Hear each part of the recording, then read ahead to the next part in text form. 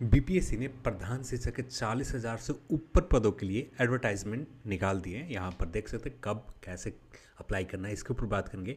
इस एग्ज़ाम के सिलेबस क्या रखी गई है ये भी हम लोग इस वीडियो में बात करने वाले, और डिस्ट्रिक्ट वाइज रोस्टर भी हम लोग इस वीडियो में देखने जा रहे हैं। तो सबसे पहले इस नोटिफिकेशन में कुछ इंपॉर्टेंट जो चीज़ें ये देख लेनी चाहिए। 40,506 प्रधान शिक्षक के विज्ञापन जारी किए गए, और यहाँ पर किस कैटेगरी के लिए कितने पोस्ट दिए गए।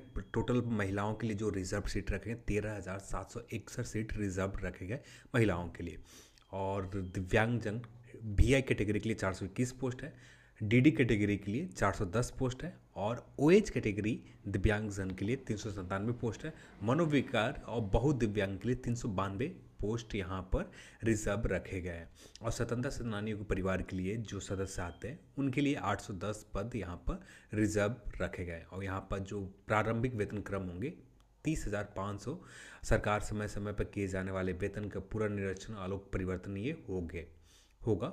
इसके बाद शैक्षणिक योग्यता की बात करें, आप भारत के नागरिक हो और बिहार राज्य के निवासी हो, ये बहुत इंपॉर्टेंट भी थे, बहुत ज़रूरी भी थे। फिर इसके बाद सेकंड पॉइंट में देखें, मान्यता प्राप्त विश्वविद्यालय से 50% आपका स्कोर उत्तीर्ण हो। फिर उसके बाद अनुसूचित जाति, अनुसूचित जनजाति, EBC, BC, दिव्यांग, फीमेल या EWS वर्ग, जितने भी EWS के महिला वर्ग के आते हैं कैंडिडेट, उनके लिए 5% छूट दी जाएगी। जो आपका 50% अंक आपका स्नातक में नहीं है, यहाँ पर 5% छूट दी जाएंगे SC, ST, EBC, BC और आर्थिक रूप से कमजोर वर्ग महिला के लिए। इसके बाद बात करें तो मौलाना मजरुल हक के अरबी फारसी विश्वविद्यालय पटना बिहार मदरसा शिक्षा बोर्ड द्वारा प्रदत्त आलिम की डिग्री एवं कामेश्वर सिंह दरभंगा संस्कृत विश्वविद्यालय प्रदत्त शास्त्री की डिग्री स्नातक समतुल्य माना जाएगा। ये भी आपको यहाँ पर बता दिए गए।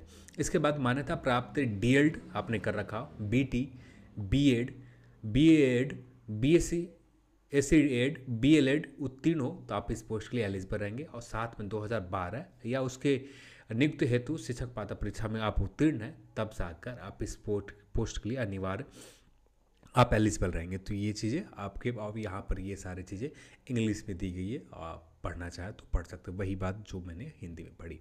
इसके बाद बात करें एक्सपीरियंस की बात करें तो यहाँ पर एक्सपीरियंस कम से कम पंचायती राज संस्था नगर निकाय अंतर्गत प्रारंभिक शिक्षा में या नगर प्रारंभिक शिक्षक में मूल कोटि न्यूनतम 8 वर्ष लगातार आपने सेवा दी है, तब जाकर आप इस पोस्ट के एलिजिबल रहेंगे। पंचायती राज संस्था नगर निगम के अंतर्गत स्नातक शिक्षक जिनकी सेवा संपुष्ट हो, अवधि गणना योगदान तिथि या प्रशिक्षण अर्हता प्राप्त करने की तिथि के बाद भी तिथि हो तो आधार पर की जाएगी। ये सेकंड पॉइंट में एक्सपीरियंस में आपको लिखा हुआ है।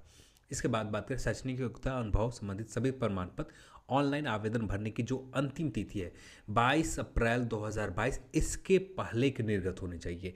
22 अप्रैल 2022, यदि 22 अप्रैल भी होते हैं तो कोई दिक्कत नहीं है, पर 22 अप्रैल तक हो जाना चाहिए, तब भी जाकर आप इस फॉर्म को अप्लाई कर पाएंगे।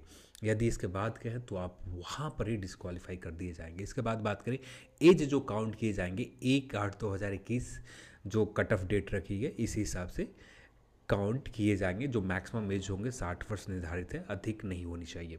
लिखित परीक्षा ली जाएंगी, और लिखित परीक्षा में आप देखें तो 150 प्रश्न के होंगे जो बहुविकल्पीय होंगे। समान अध्ययन के 75 अंक होंगे, और DLED विषय से 75 अंक के प्रश्न पूछे जाएंगे। प्रत्येक प्रश्न के अंक 1 अंक दिए जाएंगे, और प्रत्येक गलत में 0.25 अंक नेगेटिव मार्किंग दिया गया, और टोटल समय आपको 2 घंटे दिए जा रहे हैं। और इस पोस्ट के लिए भी साक्षात्कार यानी इंटरव्यू नहीं लिए जाएंगे। फिर इसके बाद बात करें पाठक, जो इसका सिलेबस हम लोग देख लेते हैं थोड़ी देर के बाद।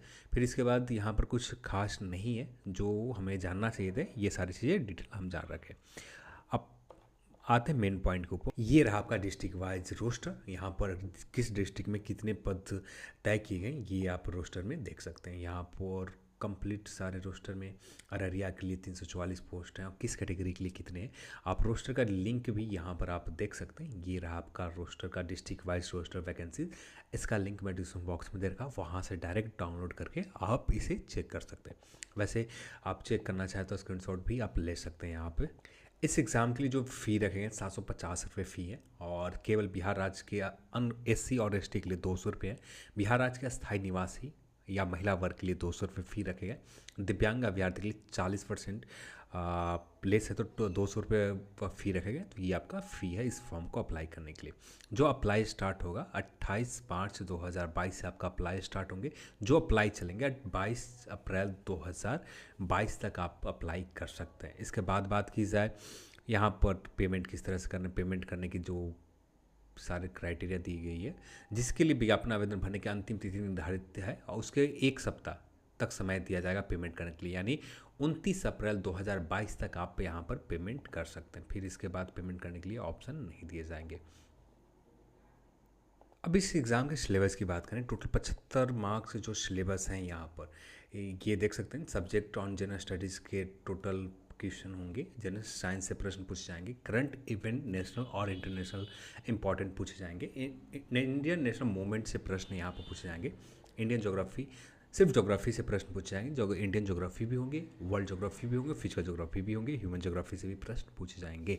इंडियन पॉलिटी से प्रश्न होंगे और मैथ्स से भी यहाँ और रीजनिंग से भी आपको प्रश्न पूछे जाएंगे।